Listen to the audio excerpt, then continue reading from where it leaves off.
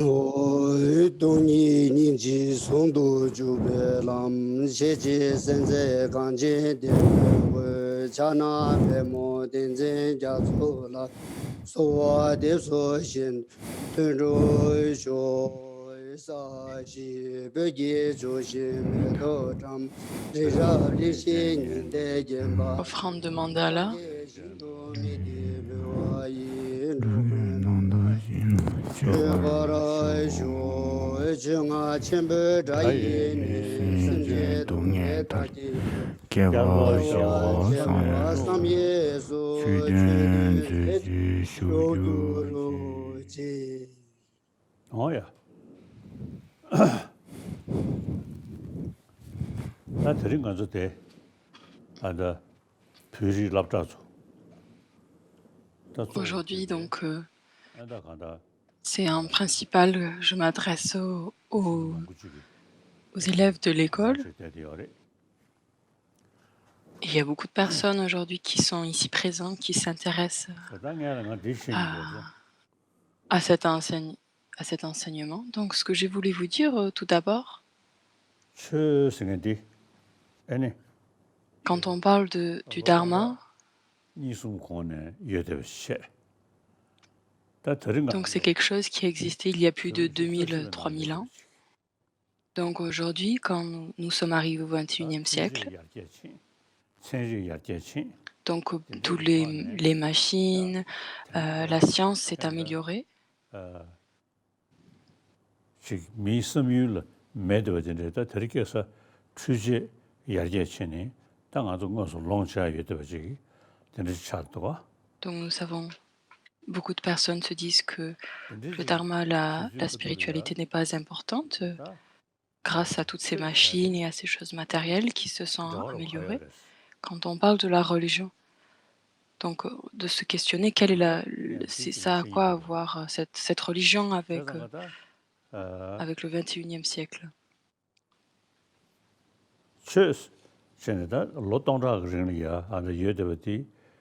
Donc le dharma a été principalement donné au nom de ce qui a émergé il y a 2000-3000 ans. Donc quand on faisait face à un problème, ça nous permettait d'avoir une méthode.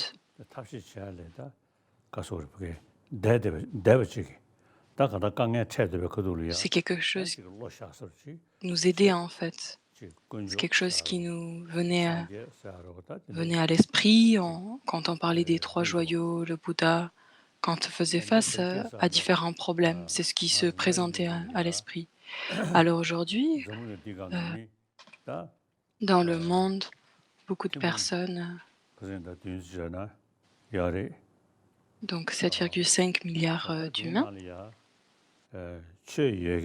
au sein de ceux-ci, donc il y a la catégorie de ceux qui acceptent la religion, qui n'acceptent pas la religion, et il y a certaines personnes aussi qui, voyant les défauts en fait de la religion, font différentes manifestations. Donc on a ces trois types de catégories. Donc par contre, ce qui est commun, c'est que toutes ces personnes-là veulent être libres de la souffrance et faire l'expérience du bonheur.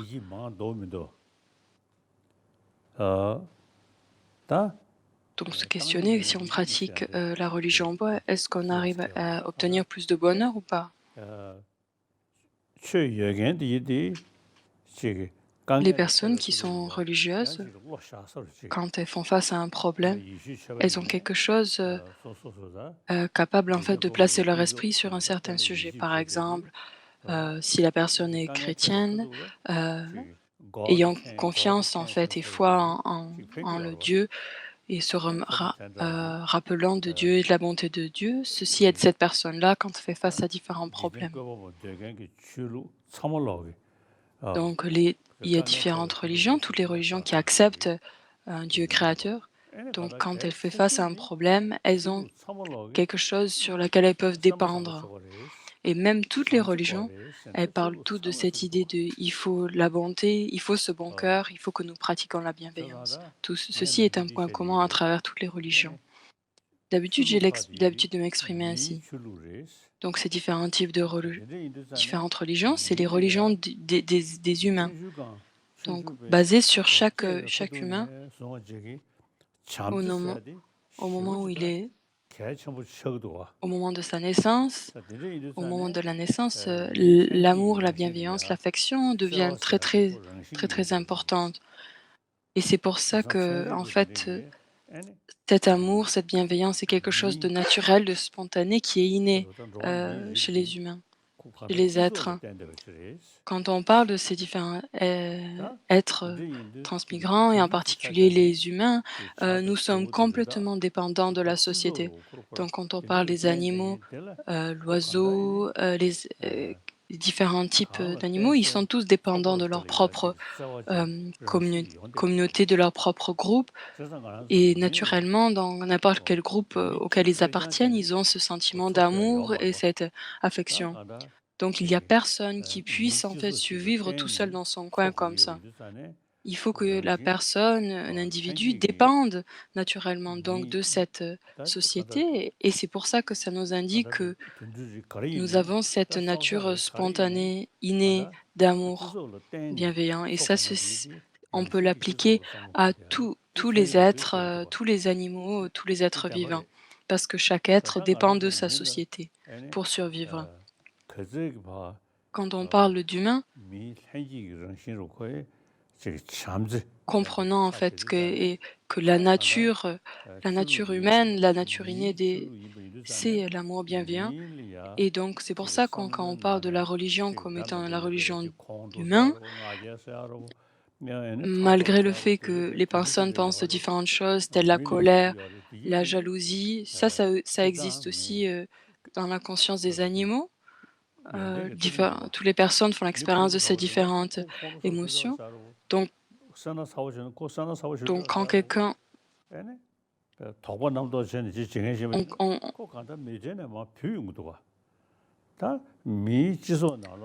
ces différentes émotions, on les remarque chez les autres.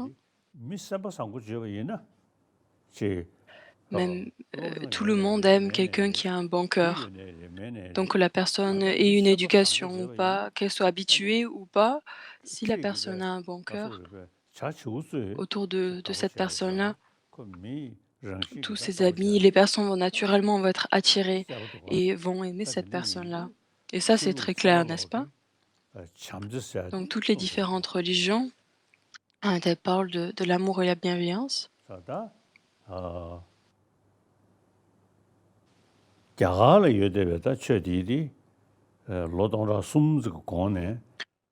La religion ici en Inde, ça fait euh, quelques milliers d'années qu'elle existe. À cette époque-là, nous avons cette racine en fait que l'on parle d'ahimsa, qui est liée très fortement liée à karuna, qui est donc cette compassion. Donc il y a 2000, 3000 ans que ces concepts en fait ont émergé en Inde. Cet amour bienveillant et cette non-violence. Ces deux sont vraiment incroyablement précieux. Le Bouddha lui-même,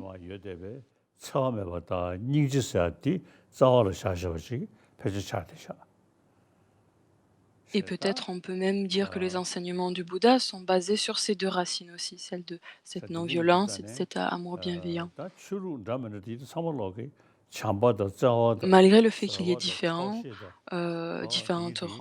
religions, toutes ces religions sont en fait unies à travers la compassion, la patience, la non-violence, l'amour, la compassion, etc.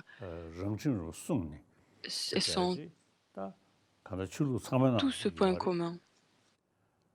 Et ça, c'est vraiment existant à travers toutes les traditions religieuses. En fait, la raison pour laquelle la religion existe, donc certaines acceptant un Dieu créateur, c'est permettant de nous habituer à créer une habitude de pratiquer l'amour bienveillant. On se dit, nous sommes des créatures de Dieu et donc nous avons la nature même de son amour. C'est ce que nous sommes. Donc, toutes les religions qui acceptent un créateur et disent que le créateur est de la nature bienveillante et donc ces créatures aussi est de cet amour-là. Par contre, nous, dans le bouddhisme, on a assez, on peut, en rigolant, on peut même dire, nous avons par contre ces dieux, ces déités courroucées, à l'inverse. Donc, on a certaines personnes qui ont cette capacité de transformer cette colère et cette aversion en le chemin. Et c'est pour ça que nous avons ces déités courroucées.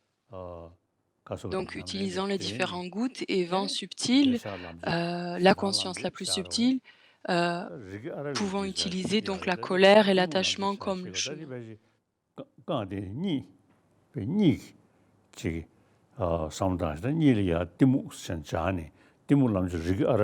Donc, d'habitude, on a l'habitude de comparer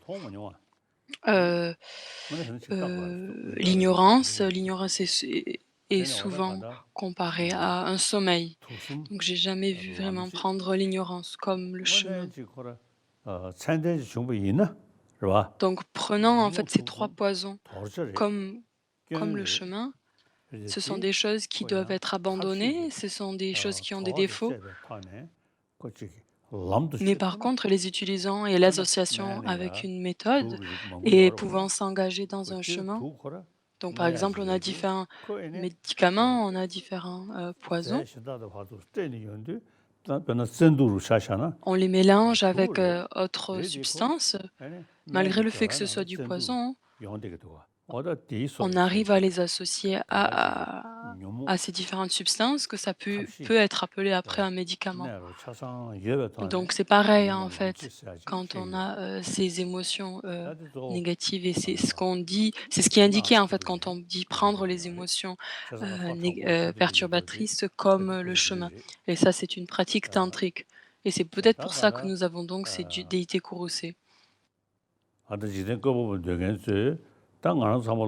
Les personnes qui acceptent un Dieu créateur, donc nous sommes créés par le Dieu. Le Dieu créateur est de nature et d'amour. Donc nous sommes les enfants donc, de Dieu. Donc si on pense de cette telle façon, c'est vraiment très puissant comme pensée, c'est très très bien. Donc nous sommes plus de 7,5 milliards d'habitants dans le monde. Donc quand on se dit nous sommes tous le fils d'un seul Dieu, donc on comprend qu'en fait que se battre entre nous, se critiquer, quand finalement ça peut pas, on n'arrive pas à s'engager dans de telles activités. Nous avons un Dieu commun. Et donc finalement, ce qui nous est important à comprendre, c'est que toutes les religions ont donc ces conseils qui sont fondamentalement utiles et bons.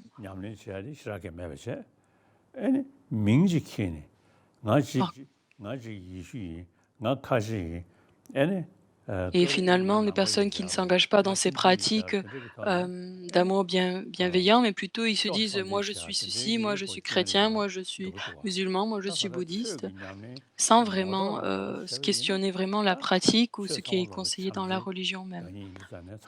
Donc toutes les religions nous parlent de cette idée d'amour bienveillant et que nous sommes faits de nature d'amour. Et ça, c'est très très utile. Je connais beaucoup de personnes qui sont chrétiens, qui sont de tradition musulmane et juifs, etc.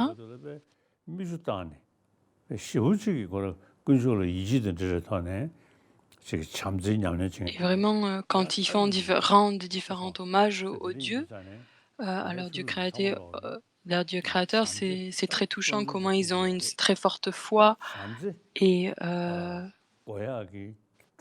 respect envers cet amour bienveillant.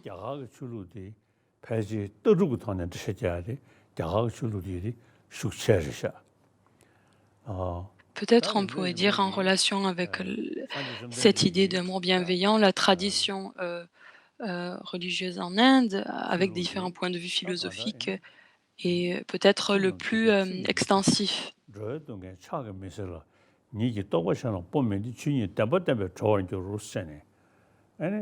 Donc le Bouddha nous a dit: «Je ne peux pas, nettoyer, vos négativités avec de l'eau, je ne peux pas, les enlever, avec mes mains ou quoi que ce soit». Il ne peut pas nous transférer ces réalisations qu'il a, il ne peut pas les transférer aux êtres. La seule chose qu'il a fait, c'est pour, éliminer la souffrance des êtres, c'est de nous enseigner, le dharma. Le Bouddha, nous sommes, malgré le fait que nous sommes des disciples du Bouddha, il ne peut pas éliminer notre souffrance, il ne peut pas éliminer nos karmas négatifs.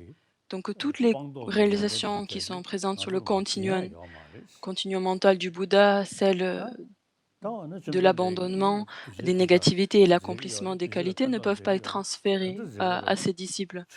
Donc, comment est-ce que le Bouddha est alors utile à ses disciples? C'est donc en montrant les enseignements. Et parce qu'en fait, il a montré ces enseignements aux êtres et montré quelles sont les différentes pratiques dans lesquelles il faut s'engager. Et ceci donc, ces pratiques-là ont été montrées, le chemin a été montré aux disciples. Quand on parle du Dharma,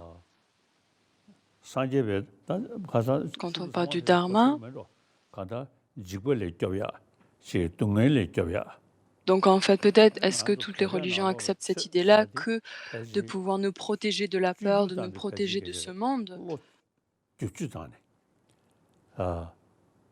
Et en fait, qui aussi sert à entraîner, à transformer notre esprit, la base même, quand on est tout petit, nous avons cet amour bienveillant de pouvoir améliorer ce type de pensée.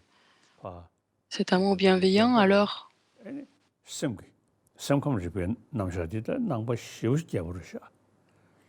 et dans la tradition bouddhiste, la compréhension psychologique de la conscience est très extensive.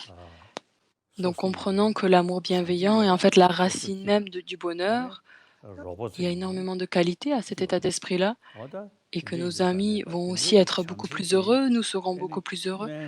Comprenant un tel amour, on ne peut pas en fait accroître notre amour avec un certain médicament ou quoi que ce soit. C'est en comprenant que les opposés ou les choses qui nuisent à l'amour bienveillant, ce serait la colère, l'attachement, l'avarice, etc. Ceux-ci sont les conditions à éliminer afin de pouvoir accroître cette habitude d'amour bienveillant, comprenant que l'opposé, en fait, la colère, la jalousie, etc., l'esprit de compétition, il faut que nous pacifions ces états d'esprit-là et réduire ces états d'esprit-là. Si on arrive à faire ça, on n'arrive pas à manger, à prendre un médicament et à réduire la colère ou quoi que ce soit, c'est simplement en entraînant notre esprit. Donc de la même façon, en anglais, il parle de ces émotions, du terme d'émotion. Il y a énormément de différents types de ces émotions-là. C'est en fait ce qui nous rend malheureux. Hein.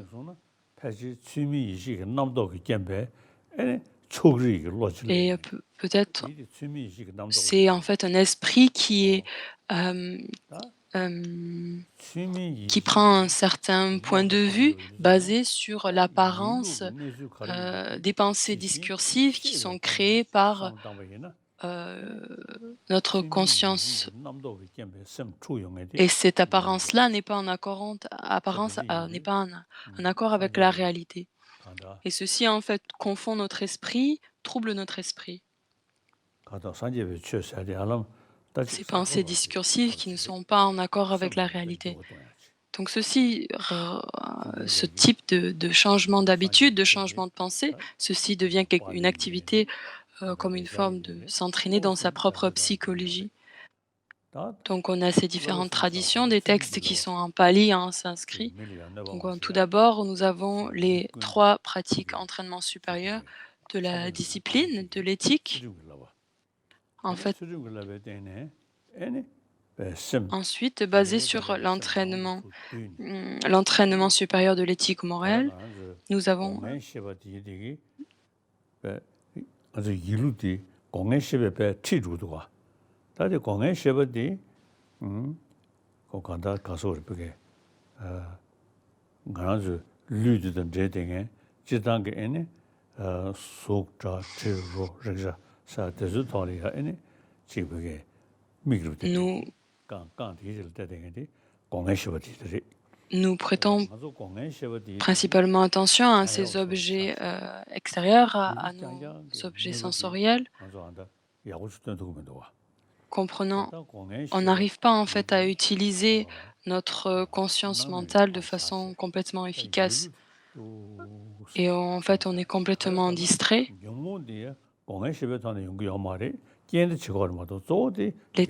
Les émotions perturbatrices viennent en fait au niveau mental. Vu que les émotions perturbatrices en fait existent au niveau de la conscience mentale, il faut que nous arrivons à comprendre en fait et à séparer, à faire les différentes ce qui existe dans notre esprit, dans notre conscience. Et c'est pour ça que la concentration supérieure est très importante à pacifier ceci. Par exemple, chaque jour, donc peut-être le matin, il est peut-être bien de... Donc, par exemple, donc essayer de ne pas être distrait par les différents objets sensoriels et de vraiment en fait poser son attention en fait sur la conscience. D'habitude, il y a vraiment des grandes apparences très fortes qui existent. Notre esprit en fait est plein de ces 5 consciences sensorielles. Et de plutôt pouvoir poser son esprit sur la conscience même, la conscience mentale même, et nous allons pouvoir faire l'expérience d'une certaine tranquillité, parce qu'en fait, la nature de l'esprit même est claire et lumineuse, et pratiquant ainsi, nous arrivons à avoir une certaine expérience. Si vous arrivez à vous efforcer ainsi, nous allons pouvoir en fait pas tomber complètement sous l'emprise de ces 5 sens et de pouvoir comprendre la nature de l'esprit et son contenu, associé avec la sagesse. En fait, notre sagesse même va pouvoir s'accroître de plus en plus. Si on devient très distrait, on n'arrive pas en fait à comprendre le contenu de notre esprit et à avoir cette discrimination entre ce qui se présente à nous dans notre esprit. Si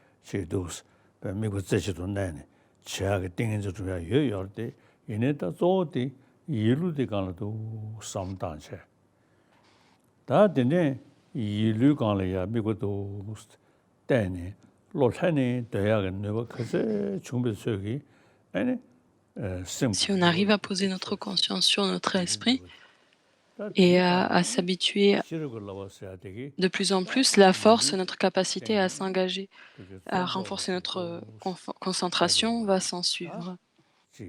Et après, pas simplement poser son esprit sur sur la conscience, mais en plus de pouvoir voir la différence entre le bonheur et la souffrance. Et ensuite, donc, c'est pour ça que les 4 nobles vérités ont été enseignées. Donc ça, c'est une grande conclusion, en fait.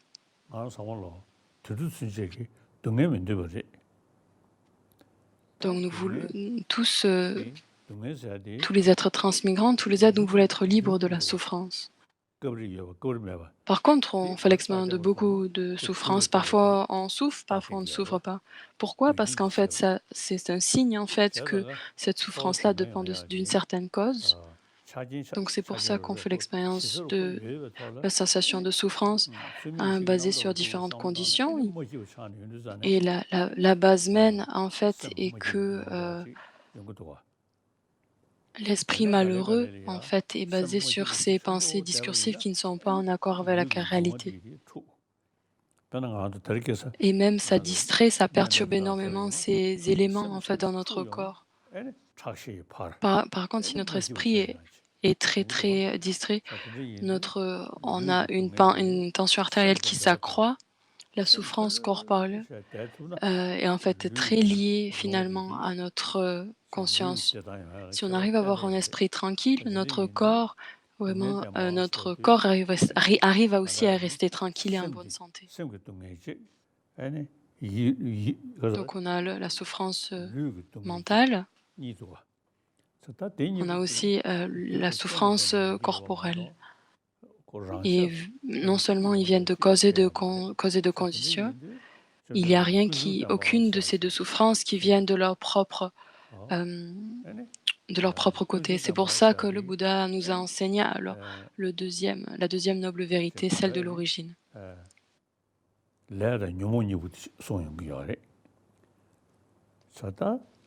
Il enseigne aussi donc l'antidote au karma et aux émotions perturbatrices. La chose principale, c'est que le karma vient en fait des émotions perturbatrices. Donc, au moment où nous arriverons à éliminer le karma, les émotions perturbatrices,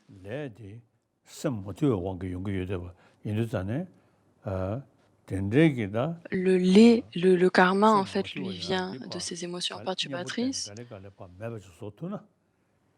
Si on arrive à s'en remettre à l'antidote, on va pouvoir réduire ces émotions perturbatrices. Nous arriverons à obtenir la cessation.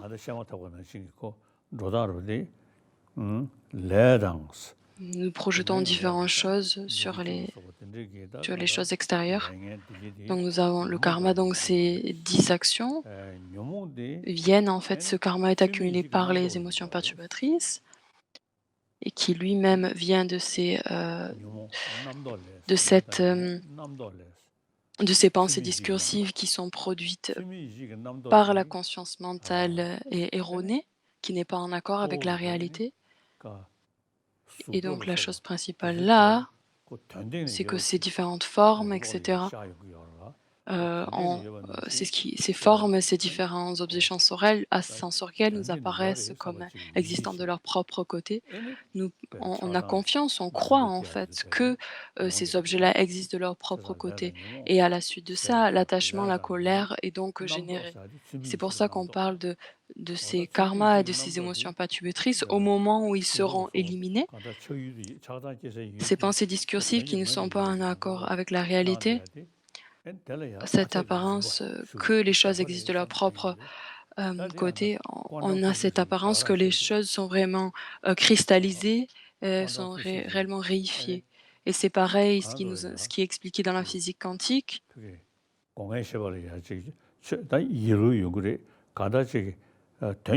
on a en fait l'apparence de ce qui existe vraiment. Est-ce que ça peut vraiment se présenter à nous?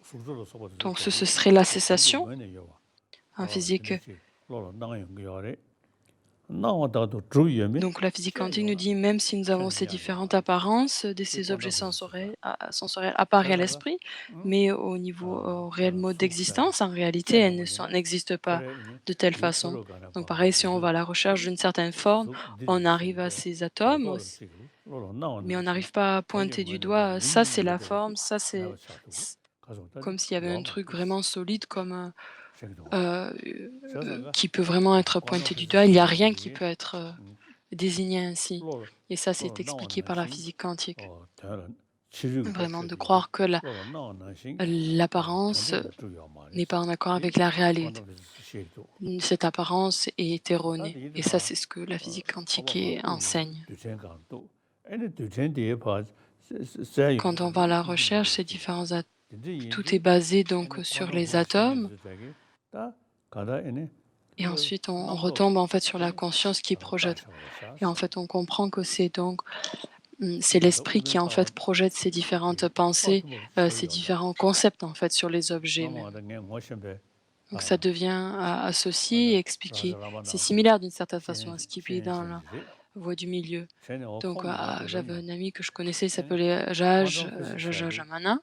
Il m'a dit la 노출 physique 거리가 quantique, c'est quelque chose de nouveau 싸버리겠어. 네, en 싸버리겠어. Occident, mais par 니도 contre, 그래도 en Inde, 네, nous avons ça 싸버리겠어. depuis de 2500 ans. 자나 로니도 납작 거네. 퀀텀 피직스 때 아니 다리 어렸어. 쟤네 루루기 자시르고 Et à ce moment-là, il a récité un verset de Nagarjuna. C'est vraiment juste. 나왔다도 주요 말에 쟤네. Donc l'apparence, en fait, telle l'apparence, les choses ne seront pas établies de cette façon-là. Donc c'est vrai qu'elles existent, mais comment est-ce qu'elles existent alors si c'est pas telle l'apparence? Donc selon la physique quantique, c'est simplement si on arrive à s'il y a en fait l'esprit qui peut imputer sur un objet, alors l'objet existe. S'il n'y a pas de conscience qui peut imputer le nom ou imputer sur un objet, alors l'objet n'existe pas. Donc si l'esprit qui impute, l'objet existe. Si il n'y a pas la conscience qui impute, alors l'objet n'existe pas. 가다 그게 셔츠도 아니 봐 증액이 똑같이요나 아니 유기 셔지 여다 유증이 로티요나 여바다 매바잖니 근데 인도다 가다 아니 Donc s'il n'y a pas le sujet, s'il n'y a pas de sujet, il ne peut pas y avoir d'objet. Ça, c'est l'idée principale. Cet esprit-là, il y a différentes apparences qui se présentent à celui-ci. Ensuite, il y a différentes saisies. Mais ce qui est saisi, qui en fait, qui croit qu'il y a quelque chose qui est externe, qui est différent de l'esprit, ça c'est erroné. Quelque chose qui vaut la différence en fait entre l'objet et le sujet, que ces deux choses-là sont quelque chose de fondamentalement, de nature fondamentalement différente. Et ça, ce qui est refuté. Quand on parle de la nature des phénomènes, c'est ce qui nous montrait en fait la réalité de leur réel mode de fonctionnement. Donc dans la Sutra du cœur, il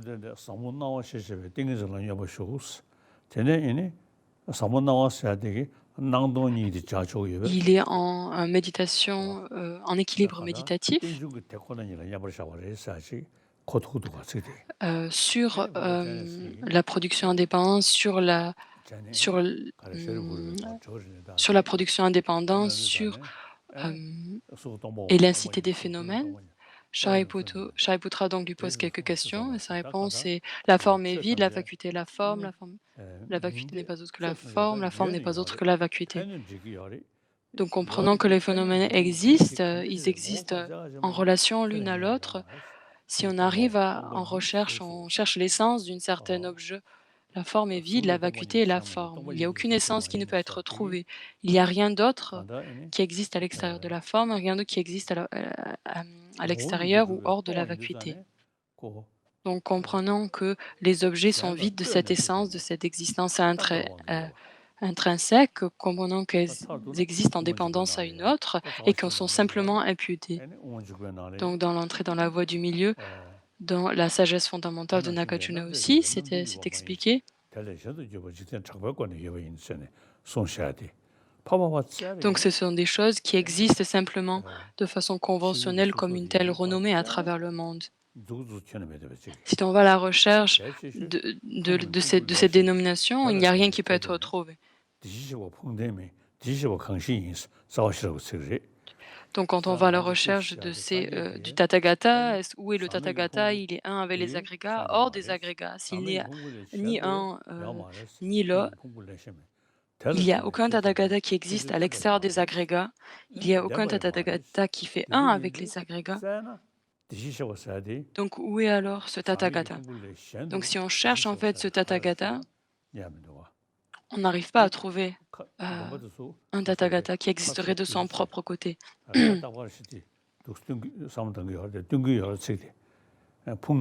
Je réfléchis à ce verset tous les jours. Et je remplace en fait l'idée du Tathagata avec le jeu. Donc le jeu, est-ce qu'il existe euh,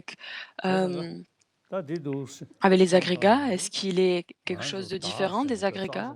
Ou est alors ce jeu, s'il n'est ni un ni euh, séparé des agrégats, comprenant que le jeu existe de façon simplement imputé sur les agrégats, ça permet de réduire ces pensées discursives qui ne sont pas en accord avec la réalité. En allant à la recherche de ce jeu, comprenant de dire que mon esprit devient assez difficile puisque le jeu ne peut pas être établi. Mon corps, mon esprit.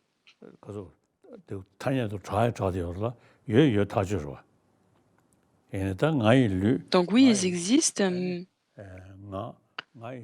de façon conventionnelle. On dit mon corps, mon esprit. Ce sont juste des simples dénominations, des termes.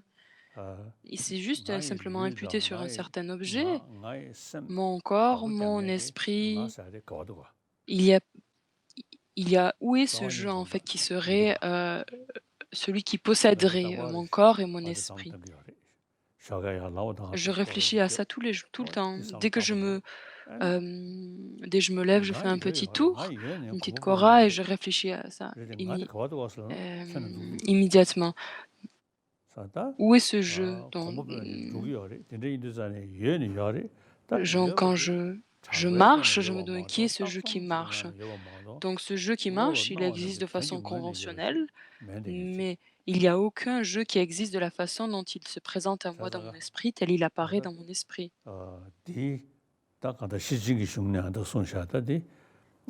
Donc dans les textes de Prajnaparamita, le Bouddha, tout d'abord, il a enseigné les 4 nobles vérités. Ensuite, il a enseigné la vérité de la cessation. La vérité de la cessation, qu'est-ce que ça veut dire? Comment est-ce qu'on doit y réfléchir? La façon qu'on doit penser qu'on a ces différentes souillures qui sont adventistes.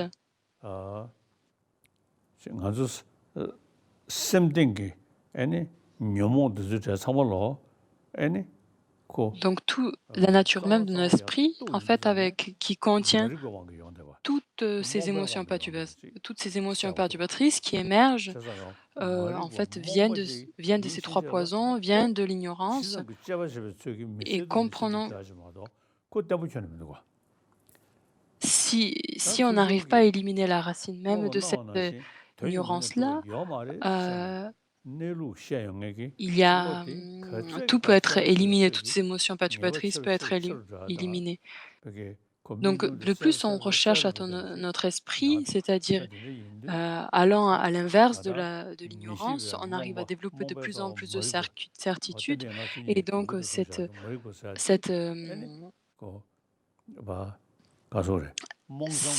comment dire, cet obscurcissement lié à cette obscurité de l'ignorance qui peut être éliminée vu que c'est un esprit erroné et donc qui est aussi similaire. Donc là, je mentionne des douzièmes de la coproduction en dépendance, de la production en dépendance, le premier lien de l'ignorance. Donc c'est cette ignorance-là, cette apparence que les choses existent de son propre côté, mais finalement, si on va à la recherche de cet objet qui existerait de son propre côté, on n'arrive à rien trouver du tout. Et c'est pareil que dans les sutras du cœur, quand il dit il n'y a ni forme, ni son, ni odeur, etc. Tout ceci n'existerait pas. Donc, toutes ces choses-là existent simplement en relation, en production, en lien les unes aux autres et ne peuvent pas être établies de leur propre côté. Comprenons que les choses existent. Si les choses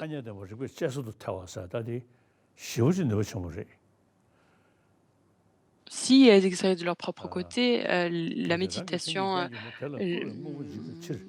l'esprit en méditation, en équilibre méditatif devrait pouvoir trouver cette essence-là. Mais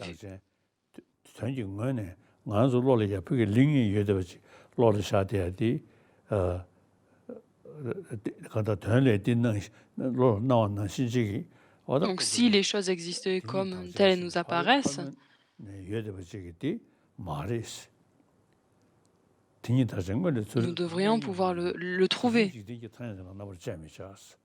Mais puisqu'elles ne peuvent pas être trouvées, elles ne peuvent cette apparence-là peut simplement être établie comme étant une convention, comme étant. C'est pour ça que le Bouddha ensuite nous a enseigné donc les deux vérités, l'ultime et la conventionnelle.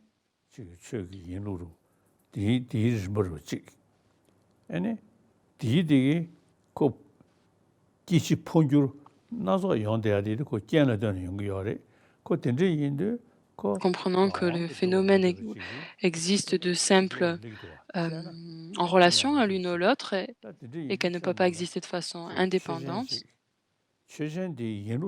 Donc, quand on parle de sujet, si on recherche le réel mode d'existence des choses, on comprend qu'il y a simplement, les choses peuvent être imputées avec un nom, elles ont une certaine terminologie qui leur sont appliquées.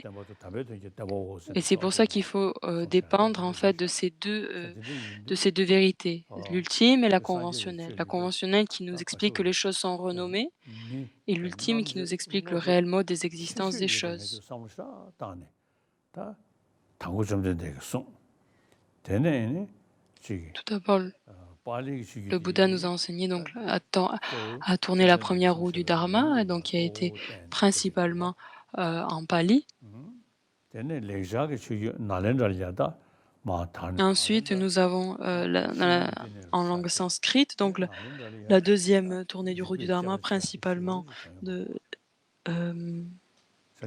qui ensuite, par la suite, s'est développé le monastère de Nalanda, le centre monastique de Nalanda. Donc, par contre, au Tibet, le bouddhisme que nous avons au Tibet est associé à cette lignée-là, cette ligne de Nalanda, qui principalement s'adresse recherchant en fait les connexions, la cognition valide, c'est-à-dire en réfléchissant au raisonnement valide derrière les choses qui sont établies. Et ça, c'est donc vraiment une caractéristique très particulière de la tradition de Nalanda. Donc acceptant en fait que le Bouddha a dit ceci, mais nous devons vérifier et analyser ce que le Bouddha a dit et ensuite pouvoir l'accepter. Et c'est pour ça qu'actuellement nous arrivons à discuter, à avoir ces différentes conversations avec les scientifiques actuellement, grâce à cette approche-là d'analyse, de recherche et d'accepter les choses par la suite d'un raisonnement valide. Il y a les questions-réponses maintenant, n'est-ce pas?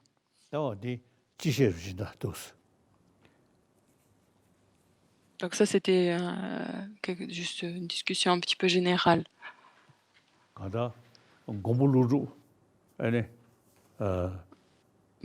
Nagarjuna, dans ses enseignements de la voie du milieu, donc peut-être on peut considérer un peu comme un roi Nagarjuna de ses enseignements, de ses textes de Prajnaparamita. Il a pris l'essence en fait des textes de Prajnaparamita et donc a composé en fait ces 6 traités.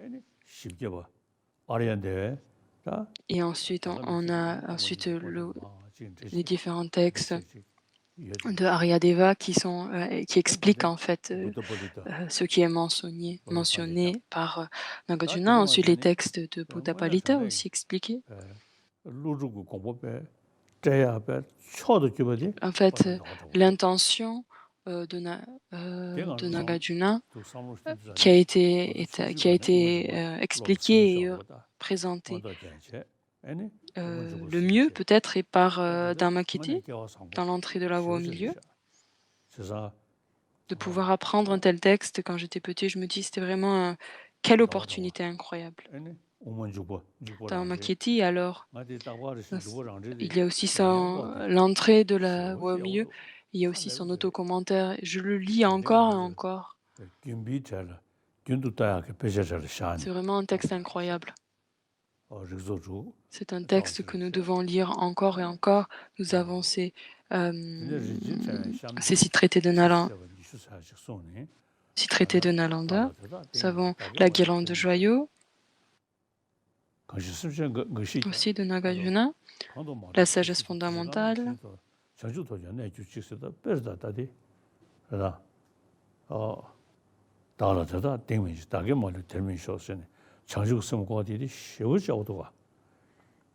Il y a des explications très excellentes dans ces textes-là de la bodhicitta, ainsi que ceux de la vacuité. Et donc, en fait, en prenant vraiment l'essence de ces enseignements, Dharmakirti, en fait, a pris donc dans la sagesse fondamentale, les idées principales, l'essence expliquant la bodhicitta et la vacuité, et a composé l'entrée au milieu et donc aussi son commentaire. Et donc, écoutez ces différents enseignements, ces différentes explications, lisez les commentaires.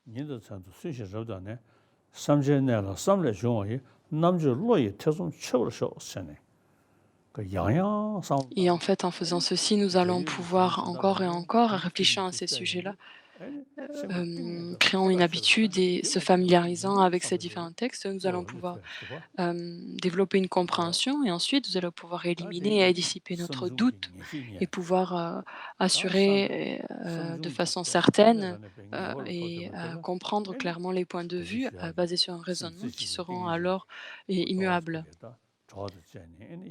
Et associant avec la concentration supérieure, nous allons pouvoir réfléchir à ces différents sujets, à notre compréhension. Petit à petit, nous allons pouvoir générer une certaine expérience.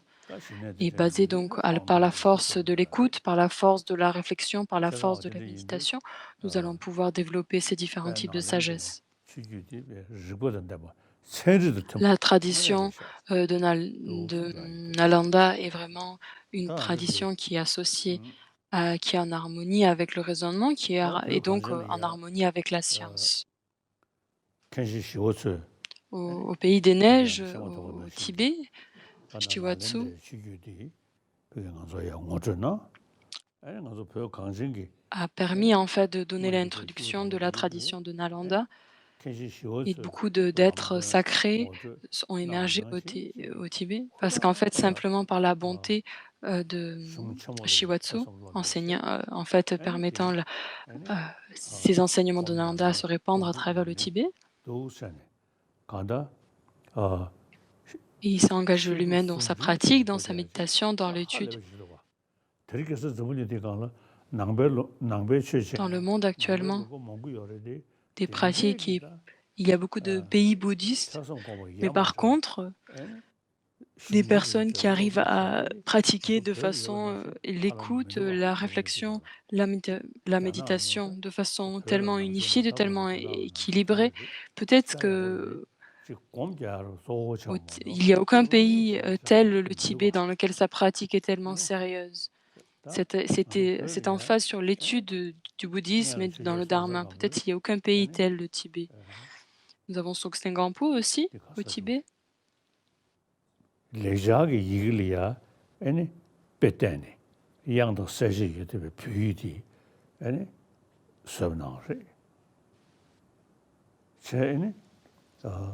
Donc, basé sur les textes sanscrits, ils ont développé un alphabet. Donc, la langue.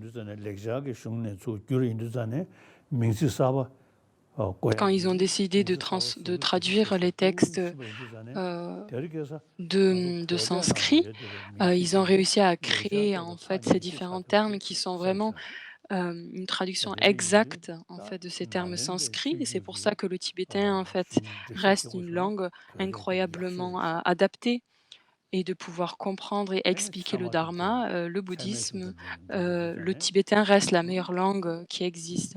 Ensuite, nous avons les textes de la cognition valide. Nous avons ces différentes sections à l'école. Nous avons donc le commentaire sur les cognitions valides dans le deuxième chapitre qui explique le fonctionnement très précis en fait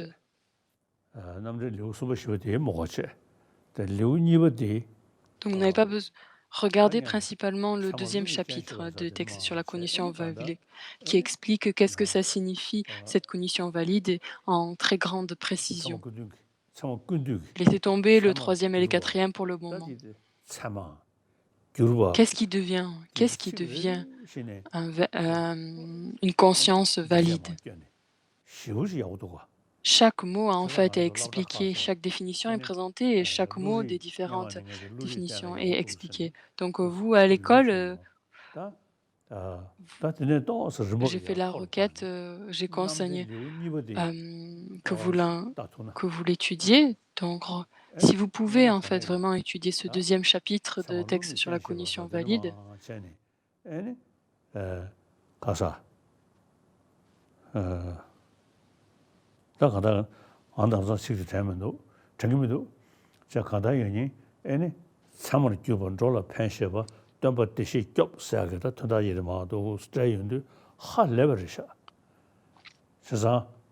ces différentes explications sont vraiment extraordinaires dans ce deuxième chapitre. Le Bouddha qui nous a montré les enseignants,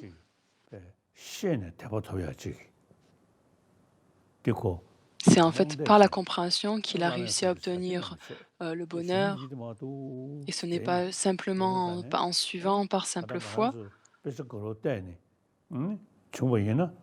Il nous a montré ces différents enseignements, et si nous arrivons à étudier ces textes, nous allons pouvoir en fait nous rendre en fait complètement à ces enseignements-là. Bon, pas vraiment se dire je prends refuge un peu avec aucune sincérité, mais vraiment par l'étude, de pouvoir développer cette certitude et vraiment de pouvoir s'abandonner et se rendre complètement en développant cette certitude par le raisonnement. Donc, Dharma Khyentse explique ces différents dans son auto-commentaire, comprenant en fait, il comprend clairement que ce n'est pas des simples mots de dire que les choses n'existent pas de leur propre côté. C'est vraiment, il a réussi à comprendre ça de façon très très profonde et sincère, et de pouvoir, par le raisonnement, de se dire ah oui, effectivement, les choses ne pourraient pas exister de leur propre côté. Ce raisonnement resterait illogique.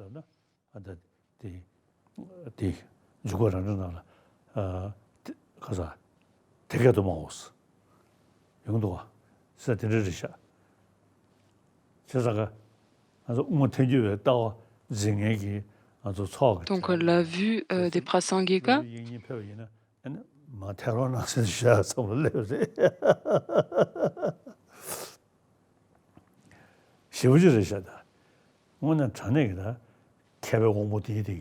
cette vue-là, c'est vraiment des textes qui sont vraiment incroyablement profonds, qui nous expliquent très clairement les raisonnements derrière. C'est pour ça que les deux sont importants. Il faut associer notre sagesse à notre esprit critique dans notre engagement de l'étude. Ensuite, nous avons, à la suite plus tard, en fait, Jiang Bushi a composé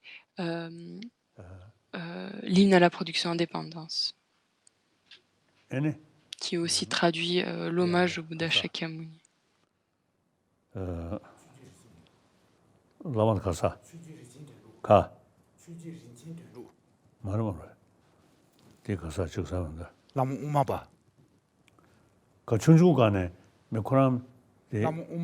Quand il était petit, il s'intéressait sincèrement aux enseignements.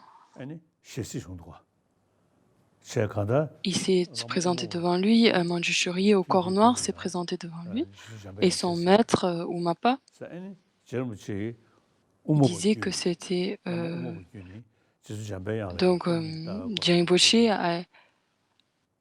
en fait, par le biais de Lama Umapa, qui était finalement une émanation de Manjushri noir, il a reçu les enseignements de la voie du milieu, de la présentation. Et toutes ces compréhensions,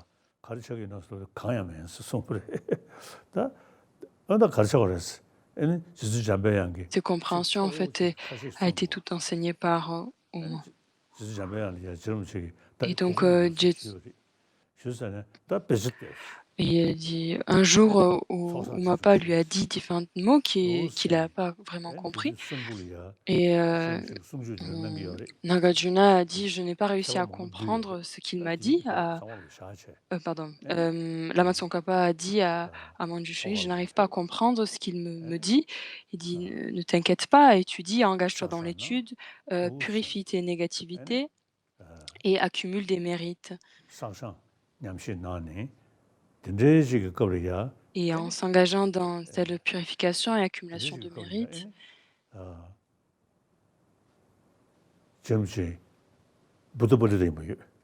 Tsongkhapa, il a donc étudié les textes de Bouddha Paleta.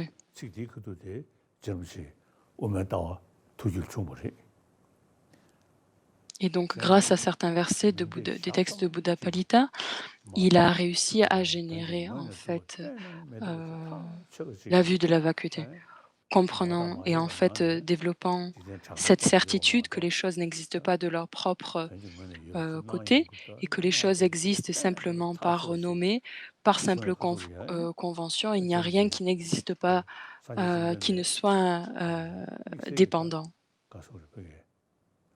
Et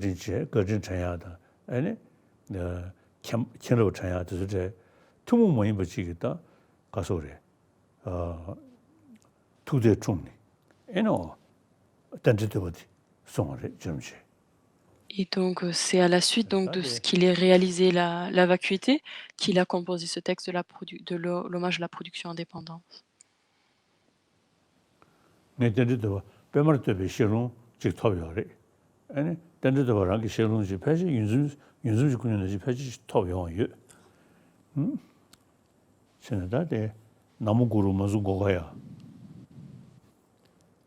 Donc on débute le texte. Je rends hommage à Guru Manju Gosha. Donc la plupart... En fait, pourquoi est-ce que c'est écrit Namo Guru Manju Goshaya? En fait, ça permet de montrer l'authenticité du texte qui vient d'un texte en sanskrit. Je m'incline devant celui dont la vision et la parole le rendent sans égal, comme un sage, comme un maître, le vainqueur qui a réalisé puis enseigné la production liée à une dépendance. Donc,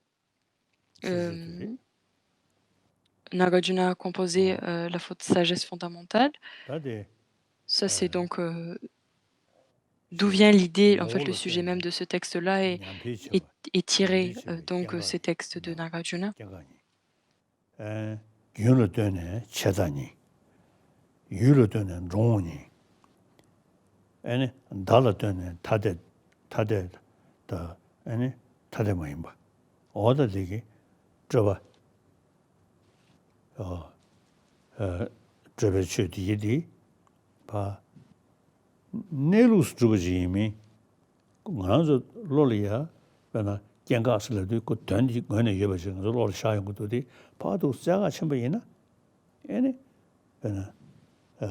on va à la recherche même de l'essence,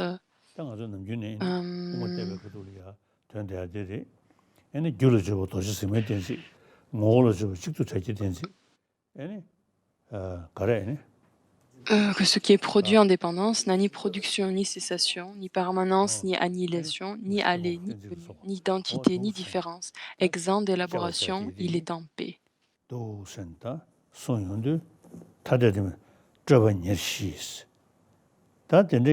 Donc pouvoir être libre d'élaboration,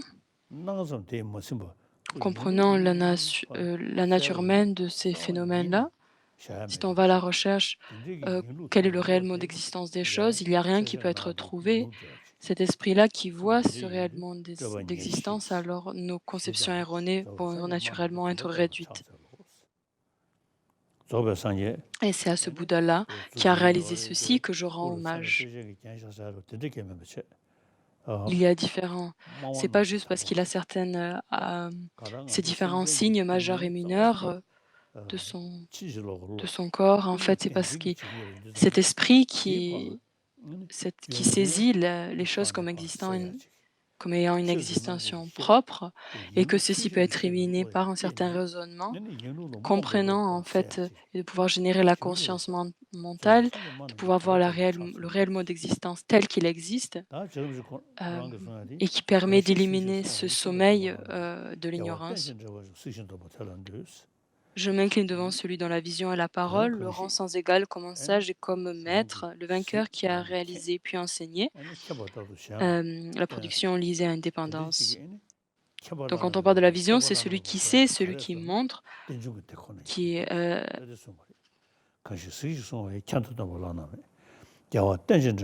qui rend sans égal.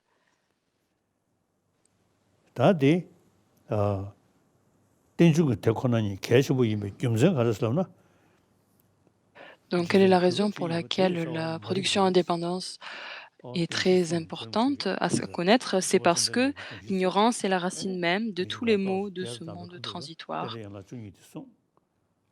Donc le Bouddha a d'abord enseigné les quatre nobles vérités, ensuite un peu plus précis, il a expliqué les 12 liens, et le premier lien, c'est donc l'ignorance. L'ignorance est la racine même de tous les maux de ce monde transitoire. On les prévient par la compréhension dans n'importe quel sens que nous voyons, et ici peut être éliminé. Et c'est pour ça qu'il a enseigné la production indépendance pour pouvoir éliminer cette ignorance-là de la production indépendance que vous avez enseignée dans la sagesse fondamentale de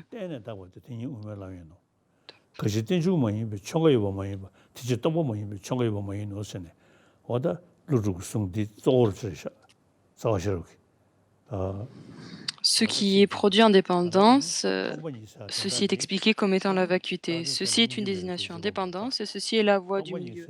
Puisqu'il n'y a aucun phénomène qui n'est pas une production en dépendance, il n'y a aucun phénomène qui ne soit vide. Puisqu'il n'y a rien qui peut être trouvé, de trouver de son propre côté, ça signifie que les choses existent simplement en dépendance et qu'elles sont simplement imputées par l'esprit. Si elles existent de façon essentielle, il faut que nous puissions trouver cette essence-là. Puisqu'il n'y a rien qui peut être trouvé, il n'y a aucune chose essentielle qui existe. Mais donc, elles existent, d'accord, ça ne veut pas dire qu'elles n'existent pas. Comment est-ce qu'elles existent? Par simplement imputation du côté de l'esprit. En sanskrit, on dit patit sapuntaya. Donc en sanskrit, pratit sampata.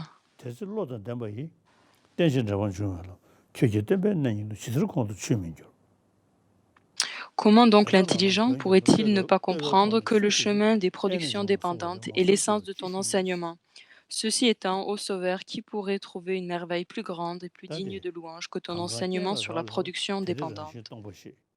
Tout ce qui dépend des conditions est vide d'existence intrinsèque. Quelle méthode d'instruction pourrait être plus extraordinaire que ces paroles? Donc tous les phénomènes en nature même est vide. Pourquoi? Parce qu'elles ne sont pas établies de leur propre côté. Pourquoi? Parce qu'elles existent simplement en relation, en dépendance de l'une de l'autre. Il n'y a rien qui existe de façon indépendante, tout seul de son propre côté.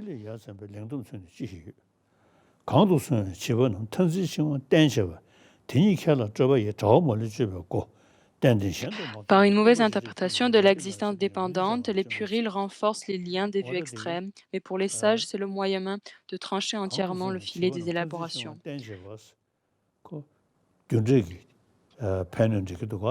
Donc là, on parle de ces différents du sujet et d'objet, de cause et de résultat.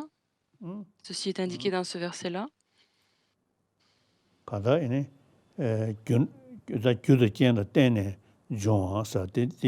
Donc, dépendant de causes et de conditions, les choses émergent liées à des causes et de conditions.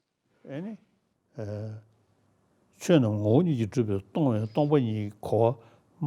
phénomènes comprenant en fait, jusqu'au moment où vous n'avez pas compris que les choses n'existent pas sont vides, existent de façon essentielle. Nous devons comprendre tout d'abord alors que la relation à la cause et l'effet et comment ceci est associé à comment les choses émergent de façon présente en production en dépendance. Puisqu'on ne rencontre pas cet enseignement ailleurs, toi seul est nommé maître. Pour un Tritika, cet être serait flatteur comme celui de lion pour un renard. Admirable maître, admirable refuge, admirable orateur suprême, admirateur protecteur magnifique. Je rends hommage à cet enseignement qui a excellemment proclamé la production en dépendance. Donc là, on fait question-réponse. Quelles sont vos questions?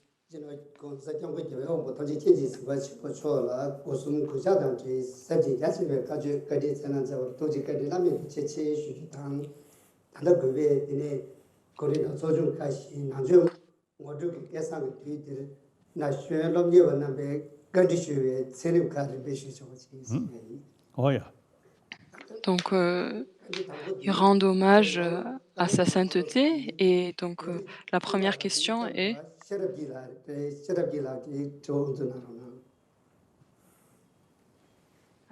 comment qu'enseignez-vous? L'élève récite la prière de longue vie à sa sainteté. Qu'enseignez sur comment utiliser la vue de la production indépendante et de l'amour bienveillant dans notre vie de tous les jours. Donc tout d'abord, moi, comment je fais quand je suis la racine même d'être malheureux, c'est le chérissement de soi, pensant que le soi est très très précieux. Et s'il y a quelque chose qui est en contradiction avec nous, nous générons la colère ou si quelqu'un nous générant cette arrogance ou quoi que ce soit. Et ceci, en fait, nous amène à être malheureux. Comprenons que l'autochérissement, comme ce qui est expliqué dans le Bodhisattva Charavatar, donc tout le bonheur, toute la souffrance, tout le bonheur de ce monde émerge par le chérissement d'autrui, toute la souffrance de ce monde émerge ou vient de chérir autrui. Et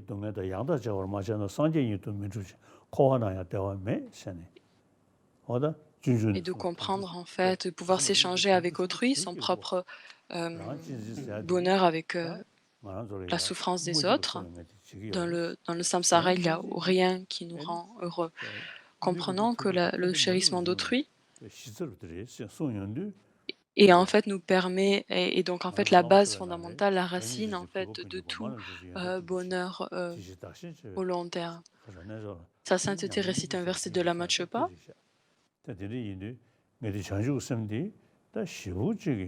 Sur les bienfaits du chérissement d'autrui.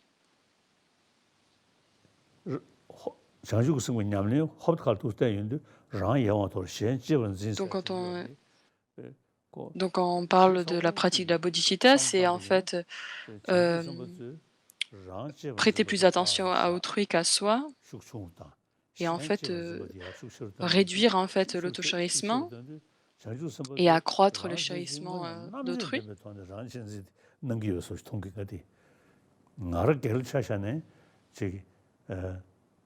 Quand je regarde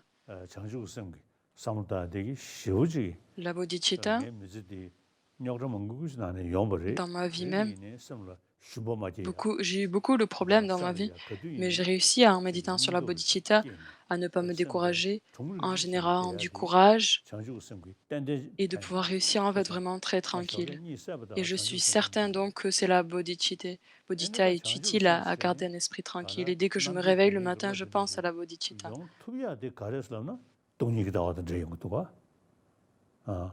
Et donc, en fait, de pouvoir obtenir l'état de Bouddha et donc associé avec la vue de la vacuité.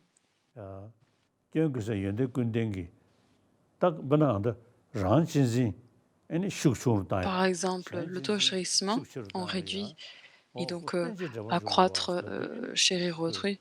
Comprenez que ces deux choses sont une production indépendante aussi. Et on arrive en fait à développer une certitude et une foi que nous pouvons faire ça et que tous nous sommes.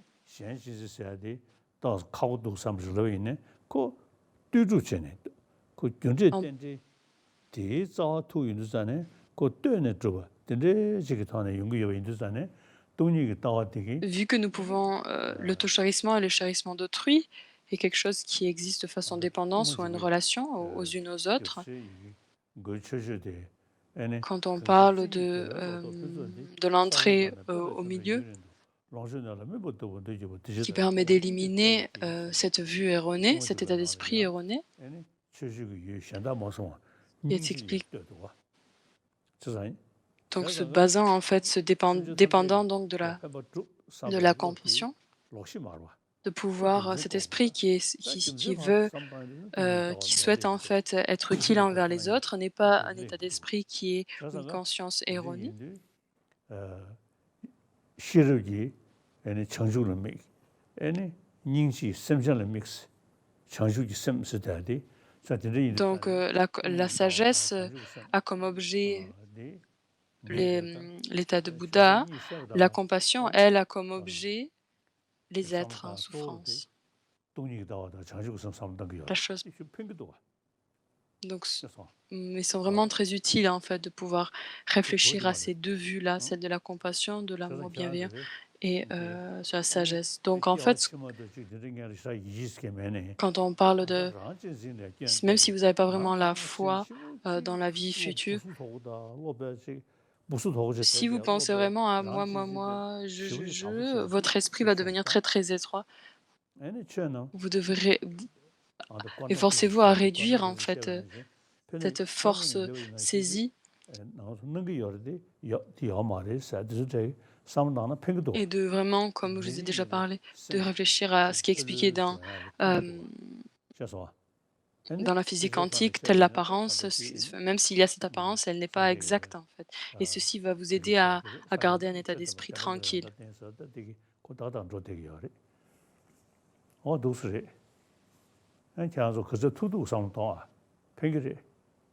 Et donc réfléchissez à ça le plus possible, ça sera très utile, ça vous sera très bénéfique. Question suivante. Donc c'est des élèves de l'école à Bangalore. Kiwaganda yang to lama ton rami chuche khwala long chuche sa to lam je on dera tsone dorje chong ko compagnie to ji surnde monde toni ni trawa nombi zgmi namshi je zgjin pon la shikche tetser dedan. Quelle est la différence entre la présentation bouddhiste sur l'effet de la conscience sur l'objet et la présentation scientifique des neurones et le cerveau ayant un effet sur le fonctionnement de notre corps? Donc peut-être si on regarde de façon générale,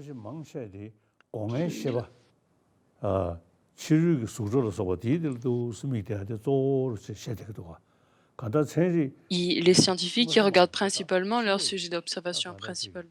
Ce sont des matérialistes, ils regardent les objets physiques autour d'eux. Ils analysent ça, c'est leur sujet principal d'observation.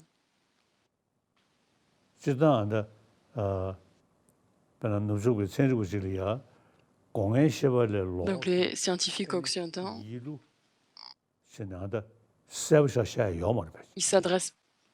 ils n'ont pas vraiment des explications très claires sur le fonctionnement de la conscience.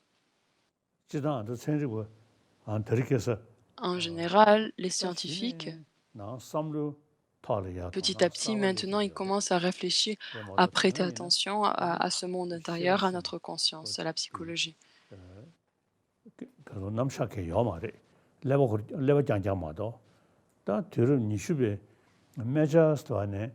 Donc auparavant, ils prêtaient attention un peu plus au cerveau.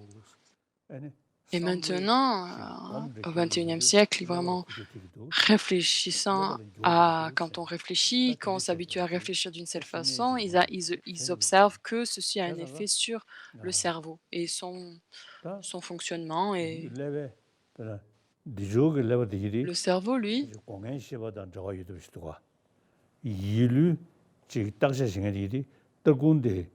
donc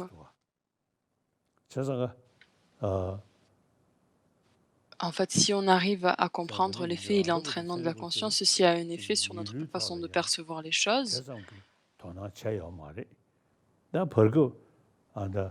Et donc ils n'ont pas vraiment, les scientifiques jusqu'à présent, ils sont le début en fait de ces premiers, tout d'abord en fait à s'intéresser à l'effet de la conscience, sur l'objet. Et donc parfois ils font des expériences, ils observent en fait, d'un méditant et regardant en fait l'effet que des tels méditants, des grands méditants, quel effet ceci peut avoir sur leur cerveau.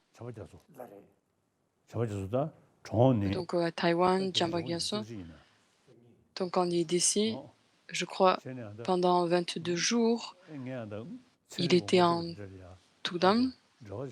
Donc, des scientifiques, j'ai dit, à des scientifiques si ce serait bien s'ils pourraient aller voir, faire, quelques analyses en fait sur ce, Tukdam. Et donc Chisun Rinpoché aussi pendant 19 jours, ils étaient aussi en Tukdam, aussi Ling Rinpoché, et pendant 13 jours étaient en Tukdam.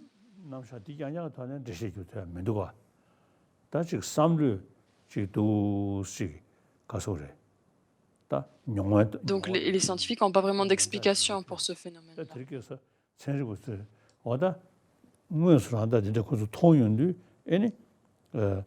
Quand ils voient ce genre de choses, ils comprennent que ils commencent petit à petit, voyant l'effet que la conscience, que la pensée peut avoir sur la pensée, ils commencent petit à petit à accepter cette idée de conscience. Par exemple, à l'université de Wisconsin, je le connais depuis très longtemps, donc il me dit maintenant, les scientifiques,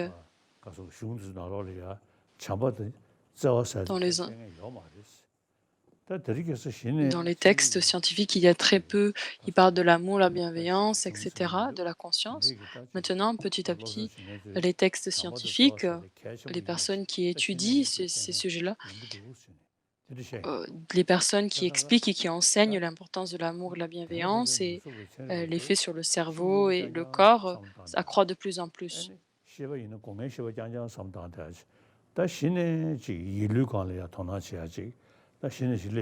donc petit à petit, en fait, ils sont allés outre du cerveau et aussi de comprendre en fait la conscience mentale.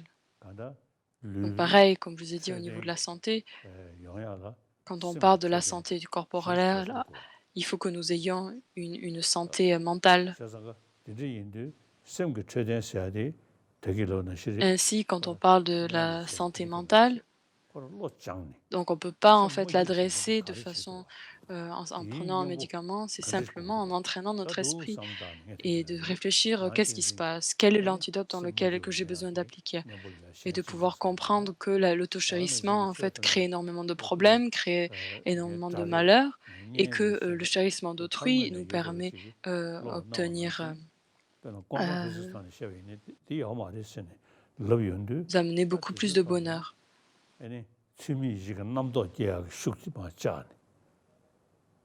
Et de pouvoir comprendre, comme expliqué dans la physique quantique, que les projections, que les différentes projections que nous avons sont des simples apparences qui ne sont pas en accord avec la réalité. Donc ceci n'a rien à voir avec des vues passées ou futures.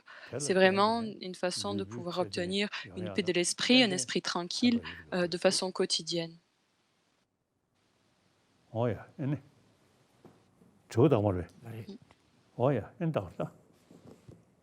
De la condition de Bangalore, tale lama tone lomni kangi jori disen ki chambala kanyo sunarona. 저는 공사 점근 신분 쪽에 불머리 좀 많이 버. 조아미 대통령한테 그때 쇼라 그게 참이 좀 그지 치시와 당 기비 고슴 키와진 비 간다나네. 당을 납속지 셈 금르 바당 산이르비 Alors que les scientifiques occidentaux actuels attribuent les expériences de joie, de plaisir, de souffrance, de colère, d'attachement et nous souvenirs comme étant de simples résultats des activités de notre système nerveux, les cerveaux et des atomes. Du point de vue de la psychologie bouddhiste, la conscience est établie comme étant une entité, d'un phénomène qui n'étant non tangible ni manifestement évident. Quelles sont les différences entre ces deux systèmes? Donc, comme je vous ai dit,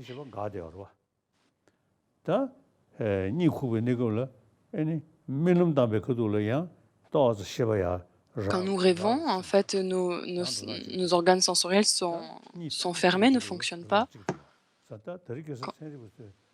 Nous avons donc le sommeil profond. Il y a quand même une activité mentale qui est présente. Donc ça, c'est quelque chose qui est évident, c'est un phénomène qui est percevable. Jusqu'à maintenant, en Inde, nous avons donc cette compréhension de la psychologie, de la conscience, et donc finalement, petit à petit, c'est le tout début en fait dans le XXe siècle que les personnes sont intéressées à ce fonctionnement psychologique qui se produit. Donc en particulier dans la tradition indienne, mais en particulier dans la tradition bouddhiste, et c'est toute cette section de tous ces textes qui s'adressent à la psychologie, au fonctionnement de la conscience. Les gens s'intéressent de plus en plus à cela. Les agrégats.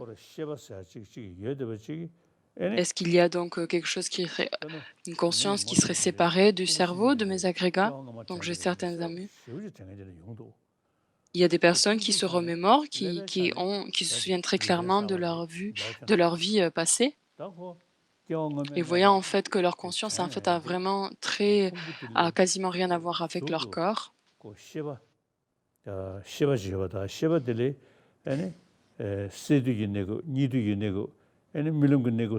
Donc quand on parle, par exemple, nous avons cette période aussi, ces différents niveaux de conscience que l'on peut percevoir au niveau quand on dort,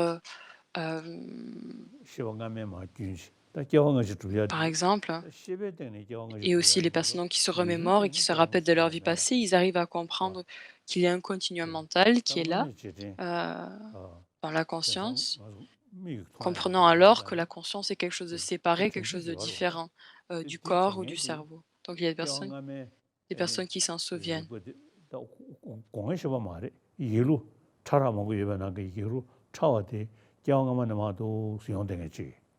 Donc c'est la chose de la conscience mentale, et ceci en fait tombe dans le niveau le plus subtil de la conscience mentale. Quand j'étais tout petit, quand j'avais 1 ou 2 ans, je me rappelais de ma vie passée. Maintenant,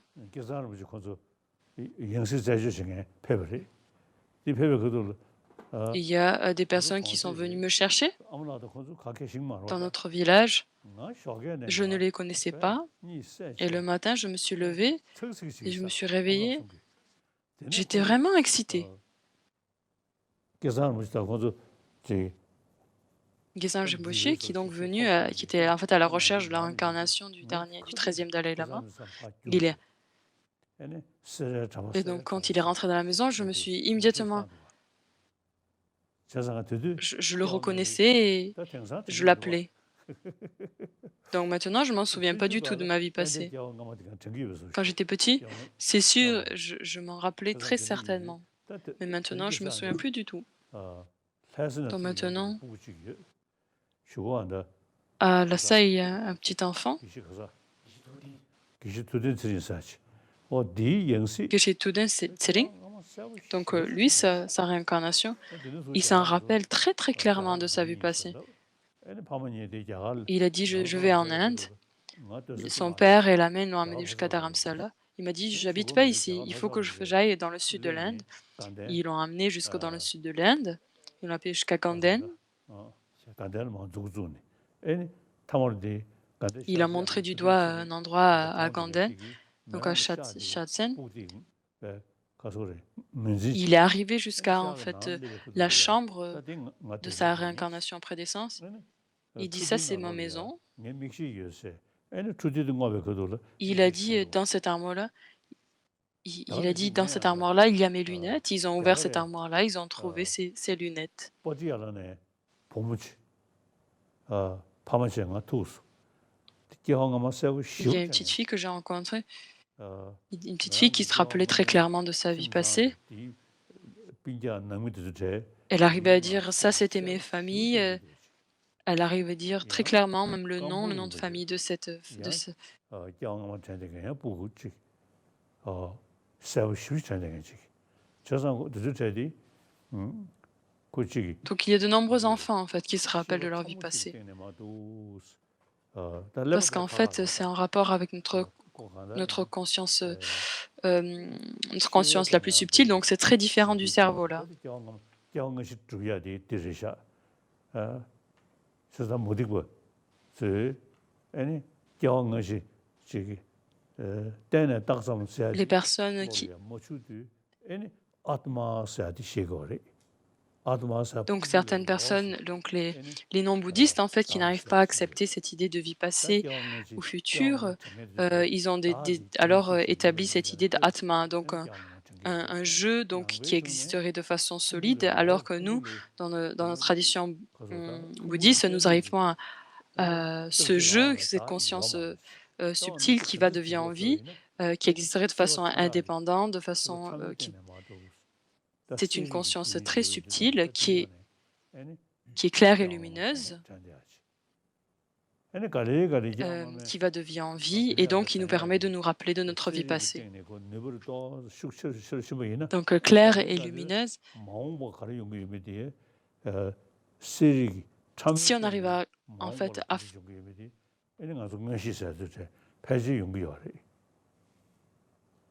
donc peut-être on peut même dire si on arrive en fait à renforcer cette force de notre conscience la plus subtile, de plus en plus, de nous entraîner, de nous exercer avec ceci, ceci nous permettrait alors de pouvoir peut-être connaître, de l'avoir de la clairvoyance de ce qui va nous arriver dans le futur.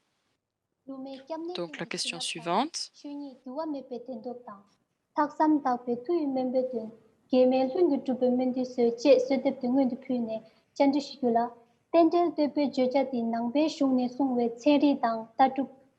Votre sainteté, dans quelle des trois catégories majeures fait partie ce texte de l'hommage à la production indépendance, à celle des sciences, de philosophie ou des religions? 다디 가장 아주 탑식이 그러나 다 되게 있어야 전주 있으면 된지기도 하는 상도야. Donc, quand on parle de la bodhicitta, c'est réflexion à la bodhicitta et la vacuité. Donc, peut-être que c'est associé principalement à la philosophie, et donc ça devient une pratique religion, et donc c'est aussi en accord avec la science.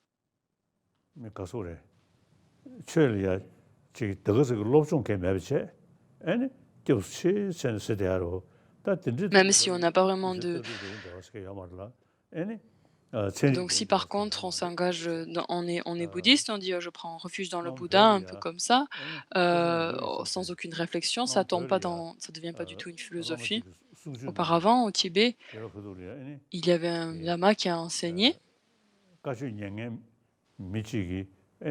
et donc il expliquait que quelqu'un lui avait donc posé une question. Donc vous dites que le Bouddha est très très précieux, et il est où ce Bouddha alors?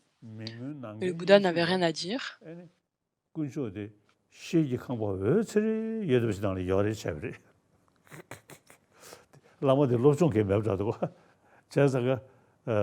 Donc le lama avait peut-être pas une très bonne éducation, une très bonne étude, il n'arrivait pas à nous dire où peut-être que le Bouddha était quelque part dans le ciel ou quelque chose comme ça. Donc les enseignements bouddhistes, si on arrive à avoir une certaine étude, un certain niveau de compréhension, pouvoir les associer à les différentes écoles philosophiques, et si on n'a pas cette compréhension-là, on n'arrive pas à expliquer clairement qu'est-ce que c'est le bouddhisme. Et si on a cette compréhension de la philosophie, ça arrive à être en accord avec la science. Donc toutes les religions, j'ai beaucoup de respect envers toutes les religions parce qu'elles sont très bénéfiques avec tout, envers beaucoup d'humains, des milliers d'humains. Donc il y a ces différentes philosophies, mais elles enseignent tous que développer le bon cœur et être bienveillant est très très important, et c'est pour ça que j'ai beaucoup de respect envers toutes les religions. Et ceci était très important parce qu'en fait, pour que nous puissions avoir une harmonie entre les uns les autres, cet enseignement-là est fondamental.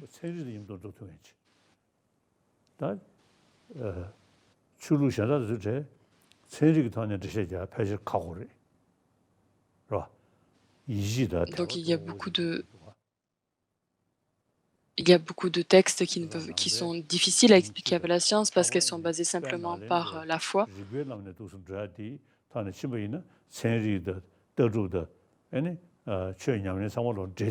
Par contre, si on arrive à étudier, par contre, les textes de la lignée de Nalanda sont tous associés avec le raisonnement, la logique, et donc ils sont plutôt faciles à associer avec la science. Donc je suis un moine bouddhiste, je suis quelqu'un qui suit les enseignements du Bouddha.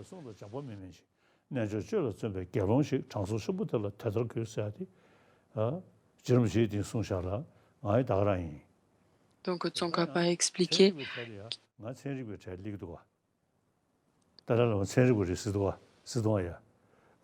Donc parfois on dit même le Dalai Lama est un scientifique, n'est-ce pas? Donc j'essaie de ne pas dire les choses gardant une vue un peu restreinte, en utilisant le raisonnement et établir les différentes choses. Donc je suis un moine bouddhiste, je suis un philosophe bouddhiste, et peut-être je deviens aussi peut-être une forme de scientifique.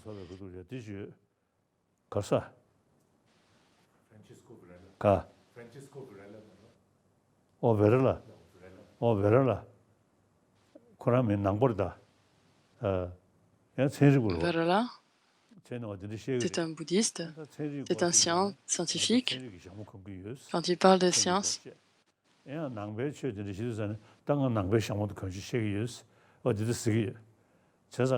donc en fait, cette personne, elle enseigne la philosophie bouddhiste, et puis quand elle dit ça, je suis philosophe, et quand elle enseigne la science, elle dit je suis scientifique. Donc en fait, les religions, il n'y a pas de compétition les unes envers les autres. Je ne vois pas du tout comme ça.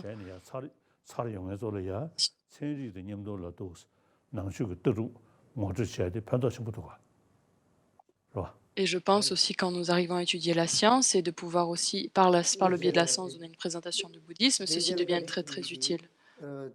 다들 부르기인데 이제 주님과 다르스면 너무 반대되실라이 어디 반대되실라 정시로나.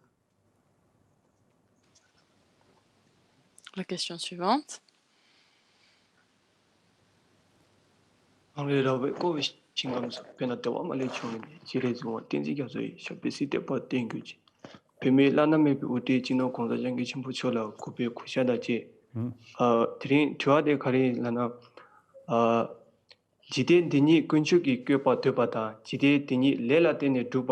Pouvez-vous m'expliquer la différence entre le point de vue d'un Dieu créateur et le point de vue que les choses sont établies sur la base du karma?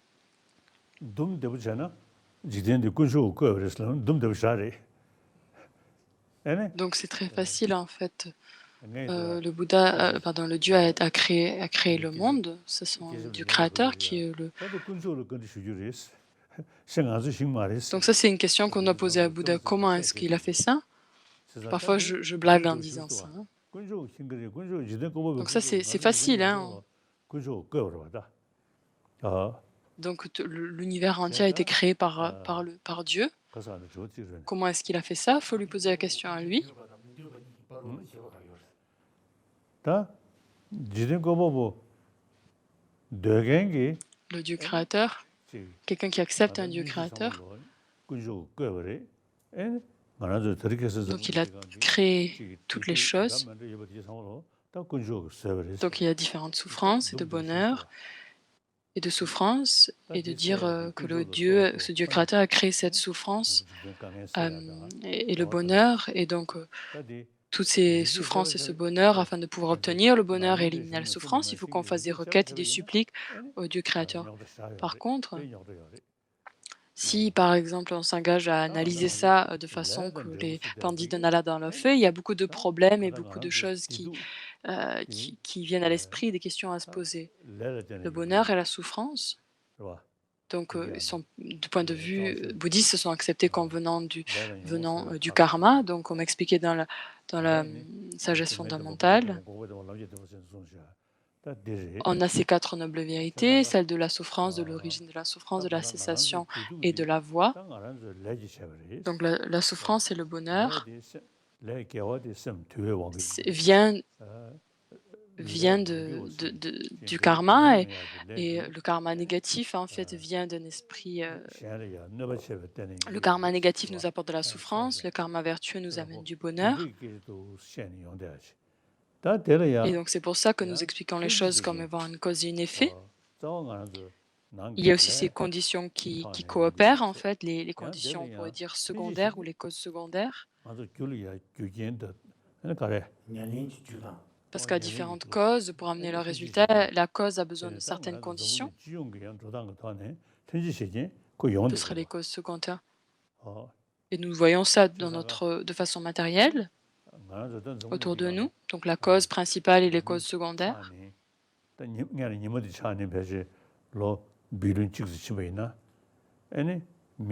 il y a des milliers d'années, depuis la création de l'univers, et ensuite il y a eu le développement des humains, de l'espèce humaine. Donc les scientifiques, certains y parlent de cette évolution. Donc comprenant en fait de ces éléments extérieurs, du temps, de la chaleur, du froid, et que les humains en fait ont développé d'une certaine façon pour pouvoir survivre.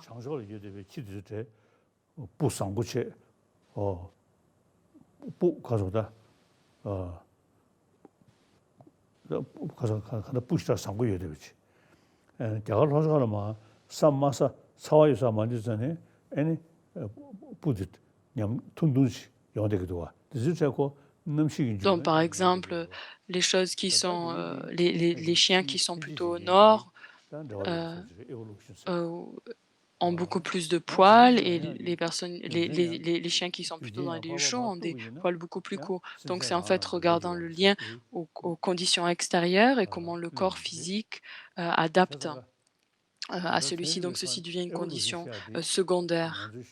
Donc c'est pour ça qu'il y a aussi donc les scientifiques qui parlent de cette évolution qui est associée de causes et de conditions qui peuvent être expliquées et comprises aussi dans la tradition bouddhiste.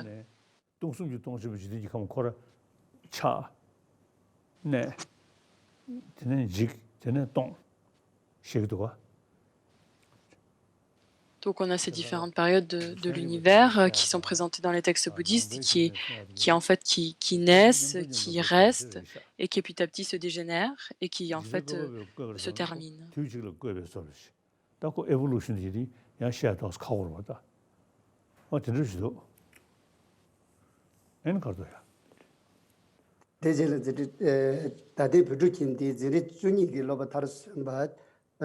La question suivante.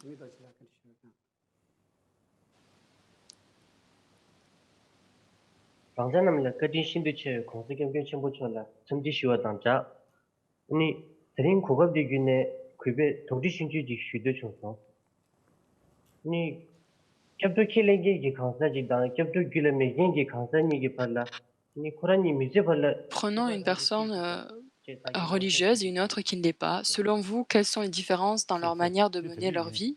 Par exemple, l'expérience de bonheur et de souffrance. Donc,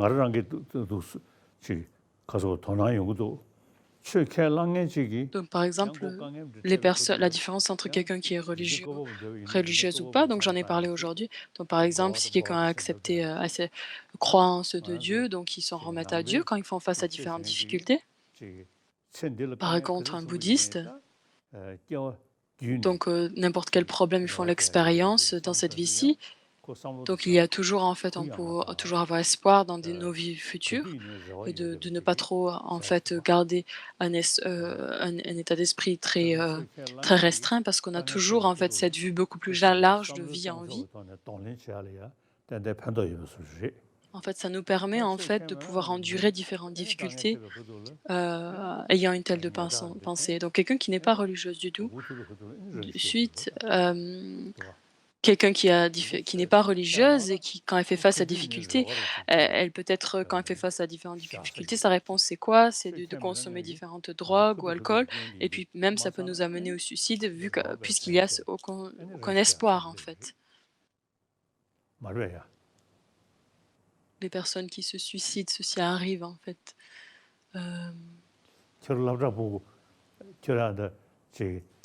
Vous êtes des élèves à l'école, vous devez analyser un petit peu.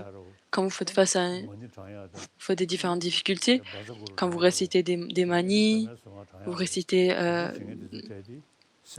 des taras, des mantras de Tara, des mantras de Bouddha de médecine. Donc, est-ce que c'est utile de réciter ce type quand vous faites face à des problèmes, de réciter de tels mantras? Quelqu'un qui n'accepte pas ce genre de religion ou quoi que ce soit, quelle est leur réponse, en fait? Et vous avez prêté attention à cela, leur réponse face à des difficultés? Comment est-ce qu'ils ont réagi? Vous devez prêter attention à cela. Vous devez analyser. Vous devez voir quelles sont les différences entre ces choses, entre ces deux personnes-là. Vous avez compris? Merci.